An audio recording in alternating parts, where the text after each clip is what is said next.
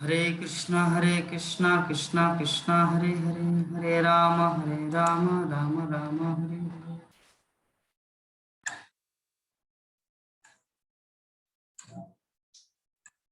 श्रीमद् भागवतम प्रथम स्कंद पंचम अध्याय श्लोक संख्या 35। जदत्र क्रियते कर्म भगवत परितोषणम ज्ञानम जत्तधिनम हि भक्ति योग समन्वितम।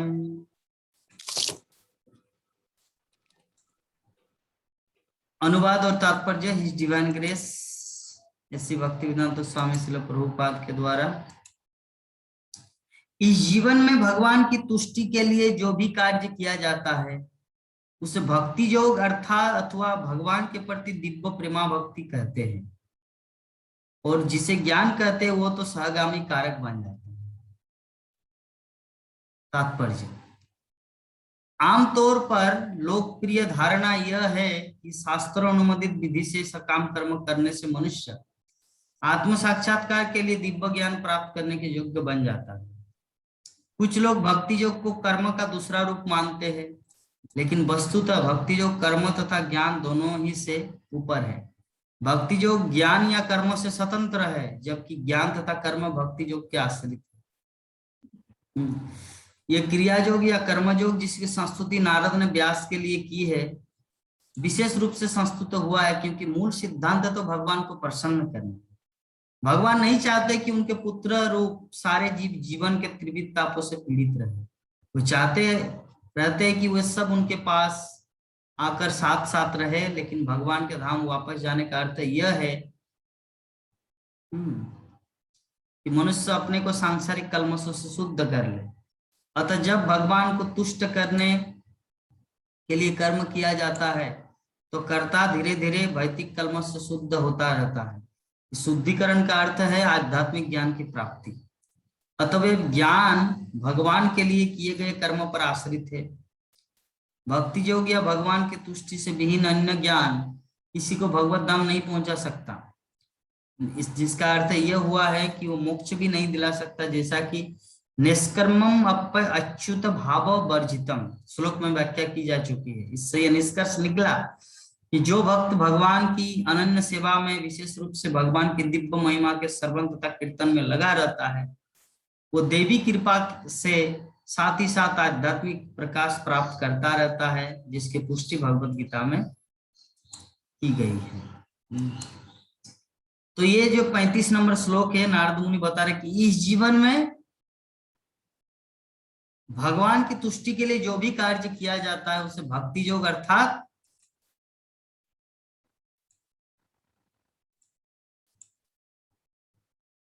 प्रेमा भक्ति, भगवान के प्रति दिव्य प्रेमा भक्ति कहते हैं, जिसे ज्ञान कहते हैं, वो तो सहगामी कारक बन जाए।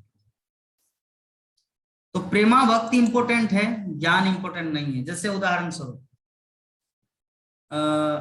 एग्जाम्पल, एक महान राजा आपके घर में आए हैं, आपको पता नहीं कि वो राजा है, आपको पता नहीं कि ये देश का राजा है, आपके घर में आए हैं। तो घर में आए मेहमान का भरण पोषण, क्या बोलते हैं, अतिथि सेवा करना, ये व्यक्ति का धर्म है। तो आपके घर में आए हैं, आप क्या किया, उसको पानी पिलाए, उसको नाश्ता दिए, उसके लिए राइस दाल सब्जी लंच भी दिए, भगवान का प्रसादम दिए। उसके बाद पता चला कि ये देश का राजा है। तो मान लीजिए आपको पता नहीं भी चला, वो खाए और अपने स्थान में चले गए। उसके बाद वो वहीं पर विचार कर रहे हैं अपने मीटिंग स्थल में कि जिसने मुझे इतना सुंदर सेवा की, मैं चाहता हूं कि उसका झोपड़ी बिल्डिंग हो जाए, भवन बन जाए।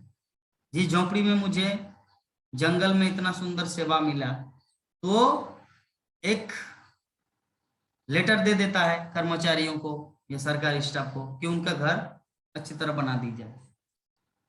तो जरा देखिए, जो भक्ति जो है ना, भक्ति इसी प्रकार का है।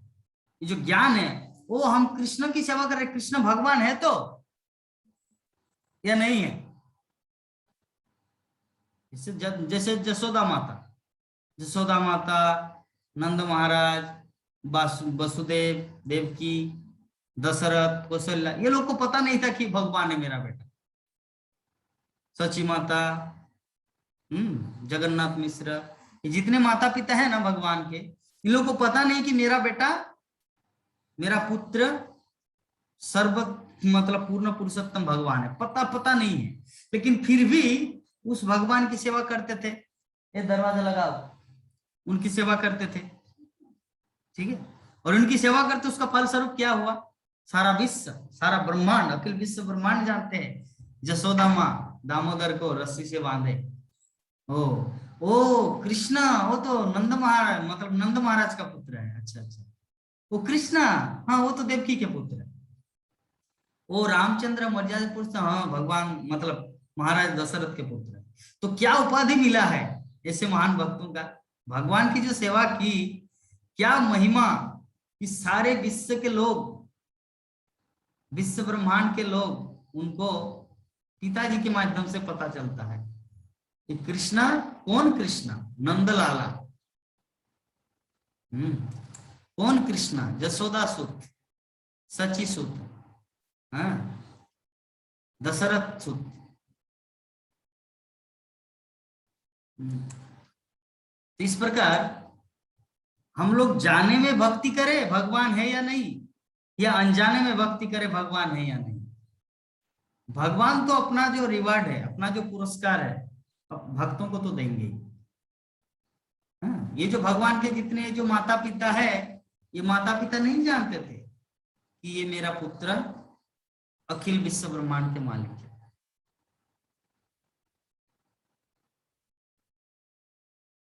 लक्ष्मी मेरा वाईफाई चालू कर दो तो, हॉटस्पॉट।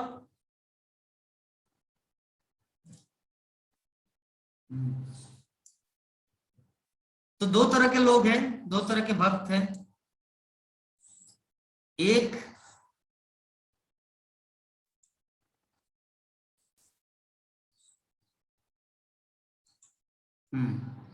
हरे कृष्ण।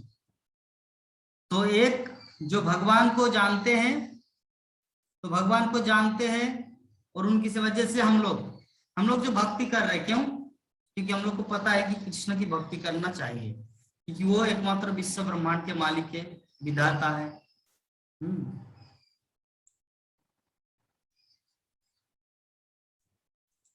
लक्ष्मी वाईफाई चालू करो।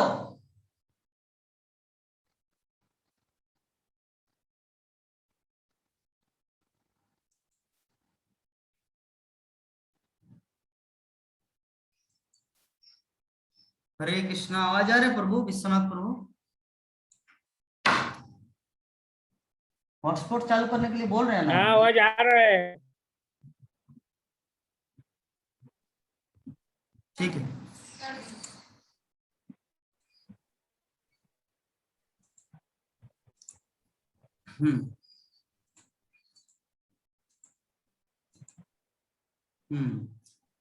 तो यहाँ पे क्या बता रहे नारद मुनि, व्यासदेव को क्या समझा रहे, क्या ज्ञान दे रहे कि भगवान के लिए, भगवान कृष्ण की तुष्टि के लिए जो भी कार्य किया जाता है उसे क्या कहा जाता है, भक्ति योग, अर्थात भगवान के प्रति दिव्य प्रेमा भक्ति करते हैं। और जो ज्ञान है ना, जिसे ज्ञान कहते हैं, वो तो सहगामी कारक बन जाता है। सहगामी, चाहे आप जानो या ना जानो, वो देश का राजा है, आप तो अपना धर्म निभाए, आप तो उनके लिए सेवा किए। अब ये देश का राजा हो या ना हो, देश का राजा है तो अच्छा है, अगर नहीं है फिर भी कोई प्रॉब्लम नहीं है, आप अपने अतिथि धर्म का पालन किए।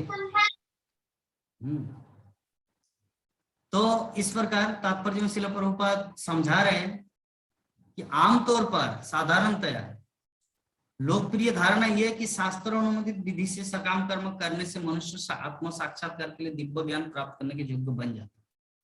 कुछ लोग भक्ति योग का कर्म का दूसरा रूप मानते हैं, लेकिन वस्तुतः भक्ति योग कर्म तथा ज्ञान दोनों ही से ऊपर है ना।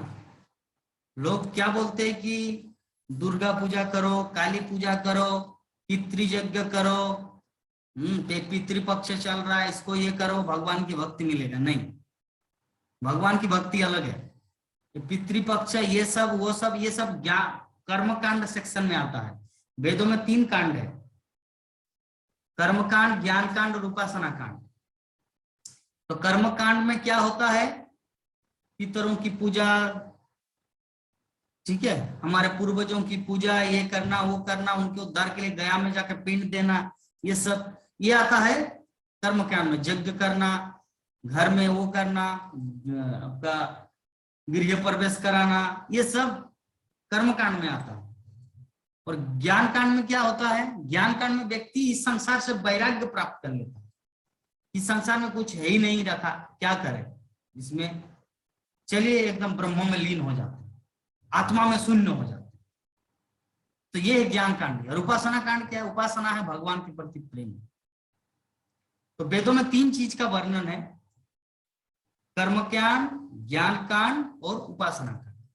तो उपासना कांड जो है ना, जो भक्ति कांड है, भक्ति योग है कृष्ण के प्रति प्रेम, तो इससे आपको फर्क नहीं पड़ता कि आप कर्मकांडीय सेक्शन को पालन किए या ज्ञान कांडीय सेक्शन को पालन किए या नहीं किए, ये इससे भी ऊपर है। भक्ति जो है ना सबसे ऊपर है।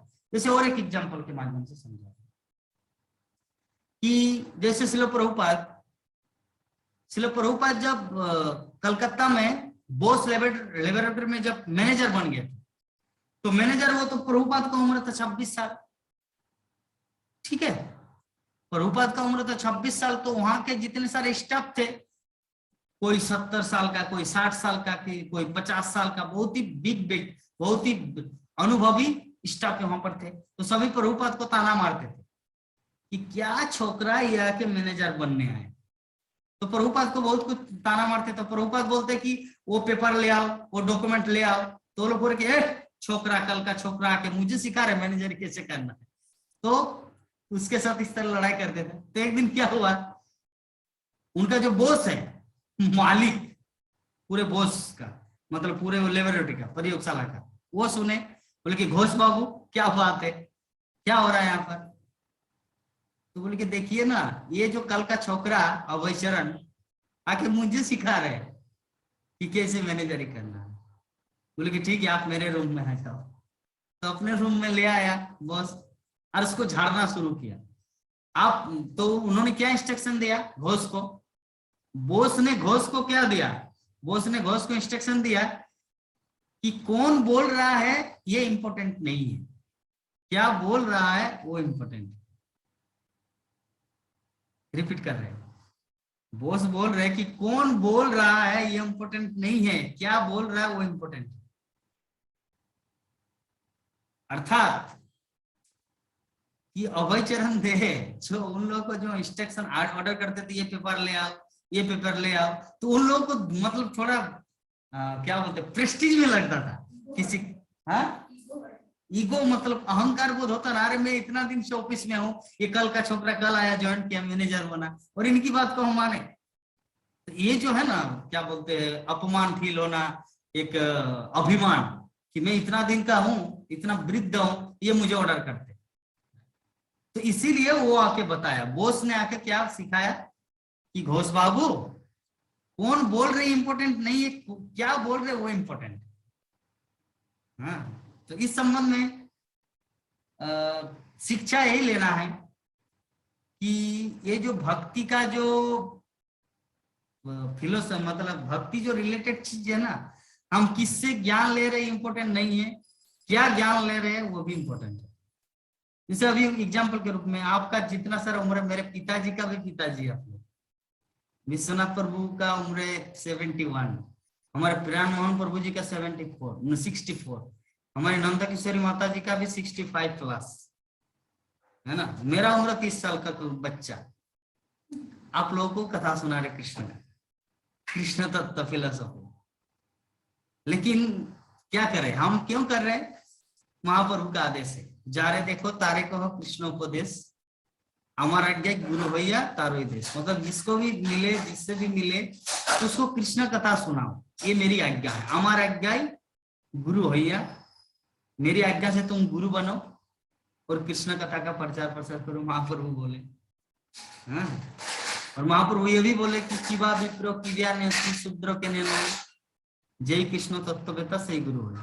तुम सन्यासी हो या गृहस्थ हो, शूद्र हो या चंडाल हो या बच्चा हो या बूढ़ा हो, उससे कोई फर्क नहीं पड़ता। अगर तुम कृष्ण तत्व के बारे में जानते हो तो ये तुम्हारा धर्म है, कृष्ण कथा, कृष्ण तत्व जगतवासियों के सामने बोलना, क्योंकि इससे जगत मंगल, लोक मंगल, सर्व मंगल होता है। तो इस उम्मीद से ये हम लोग श्रीमद् भागवतम की कक्षा एवरीडे हम लोग श्रीमद् भागवत के ऊपर चर्चा करते हैं।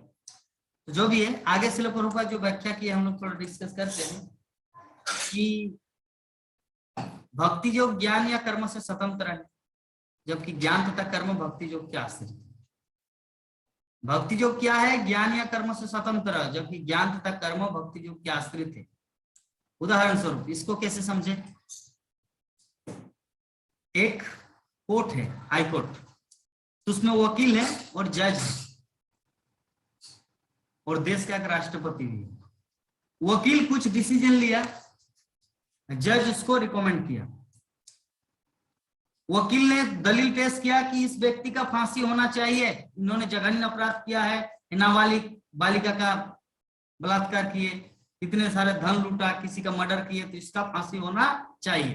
एक वकील ने बोला, दूसरा वकील कुछ बोले, और जज ने क्या किया, उनमें से एक डिसीजन निकाल के एक स्टैम्प मार दिया, हाँ चलो 13 तारीख को, 19 तारीख को आपको फांसी। तो वही व्यक्ति जो कैदी है, जो मुजरिम है, जिसको फांसी होने वाला है, वो व्यक्ति राष्ट्रपति के पास गए और राष्ट्रपति के पास जाकर बोले, गिड़गिड़ाए कि कृपा करके आप मुझे इस बार के लिए क्षमा प्रदान करें। मैं ये प्रतिज्ञा करता हूं, अपने आप को सरेंडर करता हूं आपके श्री चरणों में कि मैं दोबारा ऐसा गलती नहीं करूंगा और मैं एक साधारण नागरिक की तरह जीवन निर्वाह करूंगा। आप मुझे एक बार मौका दीजिए, मुझे फांसी मत दीजिए, मुझे मृत्यु दंड मत दीजिए। तो एक लेटर राष्ट्रपति को दिए। तो अगर राष्ट्रपति चाहे तो उसका फांसी को रोक सकते हैं। राष्ट्रपति जो है ना, जज और वकील से बड़ा है।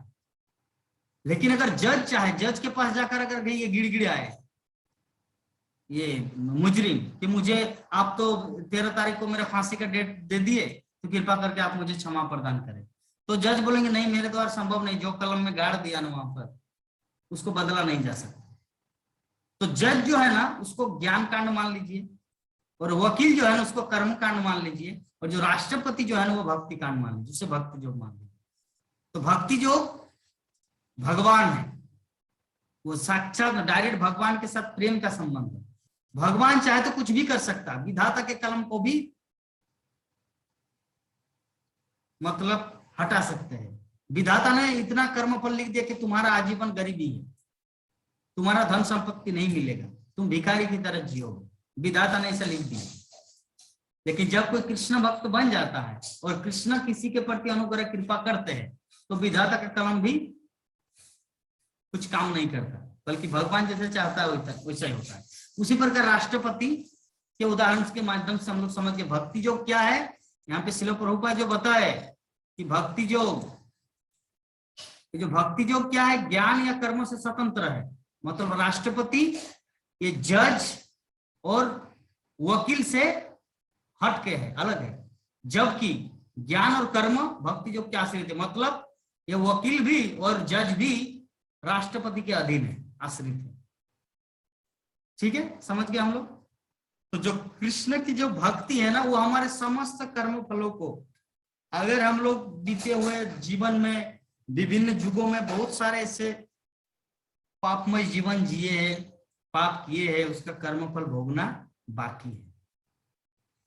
किंतु अगर हम लोग कृष्ण की श्री चरणों में अपने आप को डेडिकेट कर दिए, तो वो समस्त कर्मफल जलकर भस्म हो जाएगा। कृष्ण कुछ भी कर सकता, विधाता के कलम को भी मिटा सकता।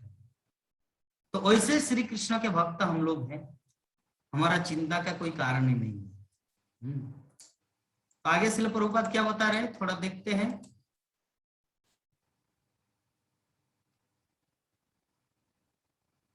ये क्रिया योग या कर्म योग जिसकी संस्तुति नारद ने व्यास के लिए की है, विशेष रूप से संस्तुत हुआ है क्योंकि मूल सिद्धांत तो भगवान को प्रसन्न करना। ये जितना कुछ फिलोसॉफी है, ये किसके लिए? नारद मुनि व्यासदेव के लिए बता रहे हैं जबकि हमारे विश्वनाथ प्रभु जी बोले हैं कि नारद मुनि व्यास के लिए नहीं बल्कि नारद मुनि हमारे लिए भी बोले। तो भगवान नहीं चाहते कि उनके पुत्र रूप सारे जीव जीवन के त्रिविध तापों से पीड़ित रहे। वो चाहते रहते हैं कि वो सब उनके पास आकर साथ साथ रहे, लेकिन भगवान के पास वापस जाने का अर्थ यह है कि मनुष्य अपने को सांसारिक कलमशों से शुद्ध करे, है ना।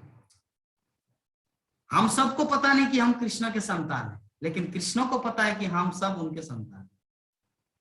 ये है विभिन्नता, ये है डिफरेंस, ये अंतर। हम सबको पता नहीं है कि हम लोग कृष्ण के संतान हैं, लेकिन कृष्ण को पता है कि हम उनके संतान हैं। तो कोई भी पिता नहीं चाहेगा कि मेरा पुत्र जो है ना इस तरह तड़पते रहे, मरते रहे, दुख पाते रहे, कष्ट उठाते रहे। कोई भी पिता नहीं चाहता। सभी पिता चाहता है कि उनका पुत्र उन्हीं की तरह आनंद उपभोग करे। जैसे भगवान श्री कृष्ण करते हैं वैसे ही भगवान श्री कृष्ण जैसे आनंद लीला में रहते हैं। कभी पृथ्वी लोक में जाके कृष्ण लीला करते हैं, तो कभी मंगल ग्रह में जाके घोर लीला करते हैं, कभी चांद लोक में जाके द्वारका लीला करते हैं। विभिन्न अखिल विश्व ब्रह्मांड में जाके भगवान अपनी अपनी लीलाएं करते हैं। ठीक है, तो भगवान क्या चाहते कि उनका जो पुत्र है, जो इस जड़ जगत में, इस भौतिक जगत में मंडरा रहा है, भिखारी, कोई भीख मांग रहा है, कोई भीख दे रहा है। एक पुत्र भीख दे रहा है, एक पुत्र भीख मांग रहा है, दोनों ही कृष्ण के संतान। ठीक है, तो कृष्ण नहीं चाहते कि इस तरह का लीला हो। कृष्ण चाहते हैं कि मेरे साथ प्रेममय लीला हो। तो उसके लिए क्या करना पड़ेगा, नारद मुनि यहाँ पर बता रहे हैं, श्रील प्रभुपाद यहाँ पे बता रहे हैं कि लेकिन भगवान के धाम वापस जाने का अर्थ यह है कि मनुष्य अपने को सांसारिक कलमशों से शुद्ध कर ले। सांसारिक कलमशों से शुद्ध कर ले। सांसारिक कलमश का अर्थ क्या है? कलमश का अर्थ होता है, जैसे उदाहरण दिया जा सकता है, कलमश का अर्थ है दाग। एक शुद्ध, जैसे चंद्रमा में भी दाग है, उसे कलमश कहा जाता है। जैसे कहा जाता है ना, जैसे एग्जांपल दाल में कुछ काला है, वो भी है कलमश, इसे कहा जाता है कलमश। फिर कलमश का अर्थ होता है पाप। पानी जो है ना, पानी रियली में उसका दिखता कैसे है? काजल की तरह। लेकिन किसी किसी तालाब में सांवला पड़ जाता है, गंदा पानी, उसको कहा जाता है कलमश। पानी वो भी पानी है, लेकिन वो कलमश हो चुका है, वो गंदा पड़ गया है उसमें, उसको पिया नहीं जा सकता। तो उसी प्रकार हम सब जीव है, कृष्ण की संतान है, लेकिन हमारा सांवला पड़ गया है, कलमश हो चुका है हम सब। उसको प्योरीफाई करने के लिए क्या करना पड़ेगा? एक्वागार्ड, फिल्टर लेना पड़ेगा। वो फिल्टर क्या है? भक्ति रूपी मशीन। ये भक्ति जो हरे कृष्णा कृष्णा कृष्णा हरे हरे, हरे राम राम राम हरे हरे, ये चेतो दर्पण मार्जन। ये जो चित्त रूप में जो हमारे इतना दिन का जो मैल पड़ चुका है, गंदगी, ये क्लीन होगा। और यही जब क्लीन होगा, उसके बाद हम लोग भगवान के पास जा सकते हैं। वही यहाँ पे श्रील प्रभुपाद बता रहे कि भगवान के धाम वापस जाने का अर्थ क्या है? कि अपने को सांसारिक कलमशों से शुद्ध कर ले, है ना। अपने आप को जब तक शुद्ध नहीं करेंगे तब तक भगवान के धाम में नहीं जा सकते। अतः कंक्लूजन में बता रहे श्रील प्रभुपाद, जब भगवान को तुष्ट करने के लिए कर्म किया जाता है तो कर्ता धीरे धीरे भौतिक कलमश से शुद्ध होता है। भगवान को तुष्ट करने के लिए, भगवान को तुष्ट करने के लिए क्या? ये देखिए एग्जाम्पल, हम लोग यहाँ पर एवरीडे श्रीमद् भागवतम की कक्षा में ज्वाइन करते, क्यों? इसीलिए क्योंकि भागवतम को तुष्ट करने का अर्थ है भगवान को तुष्ट करना, क्योंकि भागवतम साक्षात भगवान है, और भागवतम की सेवा करने का अर्थ होता है भगवान की सेवा, और भगवान की सेवा करने का मतलब भगवान हम पर प्रसन्न होंगे, और हम पर प्रसन्न होंगे मतलब हम लोग भगवत धाम चले जाएंगे। तो अल्टीमेटली हम लोग इसी के कारण एवरीडे हम लोग श्रीमद् भागवतम का पाठ करते हैं। क्योंकि अल्टीमेटली जो कुछ भी हो, एकमात्र कार्य क्या है? भगवान को संतुष्ट करना। एकमात्र कार्य जो है हमारा वो है भगवान को संतुष्ट करना। और भगवत धाम जाने का भी अर्थ यही है, क्योंकि वहां भी जाके तो अपना इंद्रिय तृप्ति नहीं होगा, वहां भी जाके भगवान का, तो भगवान की संतुष्टि करना। तो श्रील प्रभुपाद मेरे गुरु महाराज बोलते एक चीज कि एक व्यक्ति भौतिक जगत में है और एक व्यक्ति आध्यात्मिक जगत में है। तो आध्यात्मिक जगत में वो कृष्ण की सेवा कर रहे, कोई फूल बना रहे, कोई माला गांथ रहे, कोई ये कर रहा है, कोई ये कर रहा है, ठीक है। और एक व्यक्ति यहाँ पर इस भौतिक जगत में, पृथ्वी लोक में किसी जगह में प्रचार कर रहा है, गीता डिस्ट्रीब्यूट कर रहा है। तो दोनों का सेवा का फल एक है। क्यों? क्योंकि दोनों मतलब वो जो कर रहे हैं ना, उसका अल्टीमेट जो पॉइंट है, जो कर रहे हैं वो कृष्ण के लिए कर रहे हैं, अपने लिए नहीं। जो भगवत गीता डिस्ट्रीब्यूट कर रहा है, भागवतम का प्रचार कर रहे हैं, वो किसके लिए कर रहे हैं? अपने लिए नहीं, भगवान कृष्ण के लिए। और भगवत धाम में जो कृष्ण के लिए जो माला बना रहे, गाथिया मालोती माला,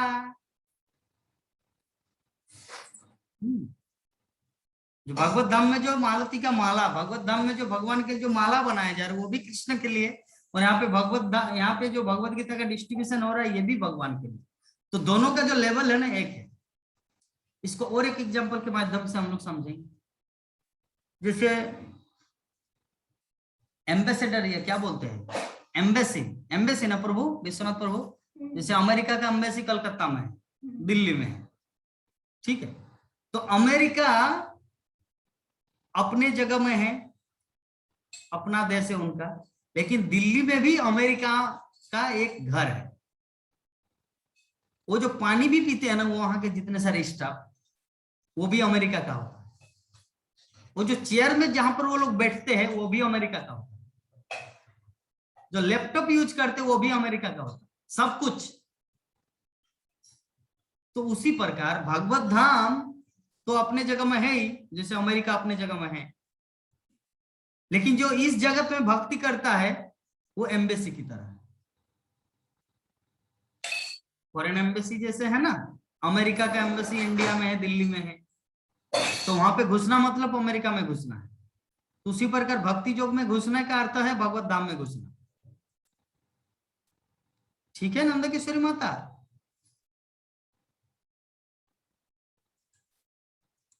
ठीक है, भक्ति में आने का अर्थ है भगवान की धाम में प्रवेश करना। तो जब हम लोग भगवान की तुष्ट करेंगे भगवान को, तब क्या होगा? हमारा धीरे धीरे भौतिक कलमश शुद्ध होता जाए। इसके बाद बता रहे कि इस शुद्धिकरण का अर्थ क्या है? आध्यात्मिक ज्ञान की प्राप्ति। आध्यात्मिक ज्ञान की प्राप्ति, इसीलिए तो भागवतम स्टार्ट किए श्रील प्रभुपाद। अगर इस कलि युग में एकमात्र हरि नाम ही सब कुछ है। हरे कृष्णा कृष्णा कृष्णा हरे हरे, हरे राम राम राम हरे। ठीक है, हरि नाम ही हमको भगवत धाम ले जाएंगे, एकदम 100% क्लियर। किंतु यहाँ पे श्रील प्रभुपाद क्या बता रहे हैं? ये जो हम लोग भौतिक कलमश से मुक्त हो रहे या भगवत धाम जा रहे, इसका मतलब क्या है? शुद्धिकरण का अर्थ क्या है? What the meaning of purification? आध्यात्मिक ज्ञान की प्राप्ति, दिव्य ज्ञान को प्राप्त करना ही शुद्धिकरण है। इसको कैसे समझेंगे? एग्जाम्पल के माध्यम से समझते हैं। दिव्य ज्ञान की प्राप्ति, आध्यात्मिक ज्ञान की प्राप्ति का अर्थ होता है शुद्धिकरण। जैसे एक लड़का, उसको बचपन से ही संस्कार मिला है, वो झगड़ा करता रहता है।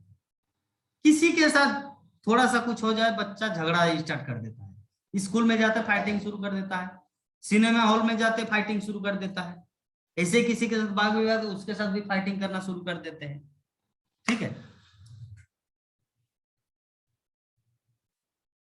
किंतु वो बच्चा एक ऐसे इंस्टीट्यूट में पढ़ाई किए, और पढ़ाई करने के बाद वहां से उसको अनुशासन प्राप्त हुआ, उसको डिसिप्लिन मिला, उसको ज्ञान मिला कि झगड़ा झंझट नहीं करना चाहिए। दूसरों को गाली नहीं देना चाहिए, ये सब शिक्षा उसको प्राप्त हुआ। तो शुद्धिकरण का अर्थ क्या हुआ? प्योरिफिकेशन का अर्थ ज्ञान प्राप्त करना। वो बच्चा पहले लड़ते झगड़ते थे हर समय, किसी भी व्यक्ति किसी भी बच्चे के साथ वो लड़ते झगड़ते थे पहले, लेकिन अब उसको इंस्टीट्यूट से इस्कॉन ज्वाइन करने के बाद उसको ज्ञान मिला, अभी नशा नहीं करना है, जुआ नहीं खेलना है, मांसाहार नहीं ये करना है। तो शुद्धिकरण का अर्थ क्या हुआ? ये ज्ञान मिलना, ज्ञान प्राप्त करना।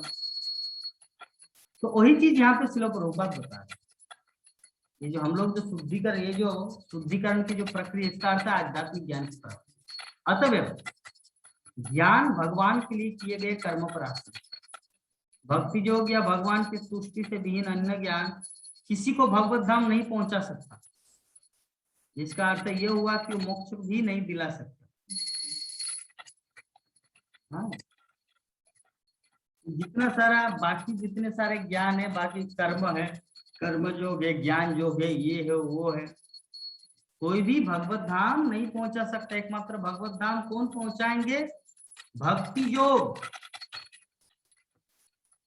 कृष्ण कृपा, यही हम लोग को भगवत धाम पहुंचा सकते हैं, जो हम लोग कर रहे हैं। भागवतम भी अध्ययन कर रहे हैं, हरिनाम भी जप कर रहे हैं।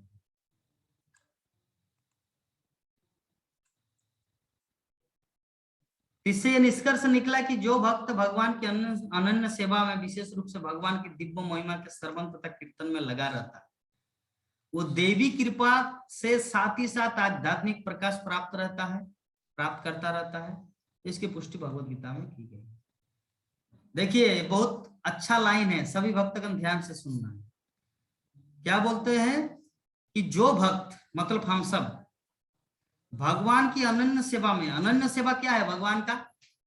भगवान की दिव्य महिमा के श्रवण अर्थात भागवत कथा सुनना तथा कीर्तन, भागवत जो कीर्तन कर रहे हैं, हम कीर्तन कर रहे हैं, आप लोग श्रवण कर रहे हैं। कभी आप लोग कीर्तन करते, हम श्रवण करते। जैसे आज आप लोग श्लोक पाठ किए, मैं नहीं किया, तो कभी आप लोग कीर्तन करते तो मैं सुनता हूँ, कभी मैं श्रवण करता हूँ, आप लोग कीर्तन करते, कभी मैं कीर्तन करता हूँ तो आप लोग श्रवण करते हैं। तो ये जो भगवान की अनन्य सेवा का अर्थ क्या है? भगवान की दिव्य महिमा के श्रवण तथा कीर्तन। इससे क्या होगा? साथ ही साथ आध्यात्मिक प्रकाश प्राप्त होता है। इसकी पुष्टि भगवत गीता में की गई है। यही है वो साधन जिसके माध्यम से हम लोग भगवान को प्राप्त कर सकते हैं, भगवत धाम को प्राप्त कर सकते हैं, आध्यात्मिक प्रकाश को प्राप्त कर सकते हैं। कौन सा साधन है? श्रवण एवं कीर्तन, श्रीमद् भागवत कथा श्रवण और कीर्तन, यही अनन्य भक्ति है। भगवान की अनन्य सेवा, ये नोट डाउन करके रखना है। भगवान की अनन्य सेवा का अर्थ होता है श्रवण कीर्तन में लगे रहना। तो इस प्रकार हमारा जो श्रीमद् भागवतम का 34 और 35 नंबर श्लोक है, यहाँ पर खत्म हो रहे हैं। उसके बाद कल हम लोग डिस्कस करेंगे 36 नंबर श्लोक। तो अभी हमारे सामने, हमारे पास 6 मिनट समय है। इस संबंध में अगर किसी भक्त का कुछ कमेंट, फीडबैक, प्रश्न हो, सवाल, तो पूछ सकते हैं। और दूसरी बात, हमारे विश्वनाथ मंडल प्रभु जी के चेहरे में जब हंसी आता है ना, मुस्कान, तब मुझे लगता है कि कुछ तो शुभ संकेत है।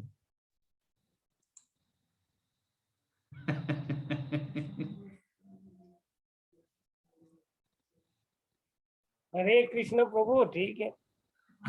हरे कृष्ण। वैसे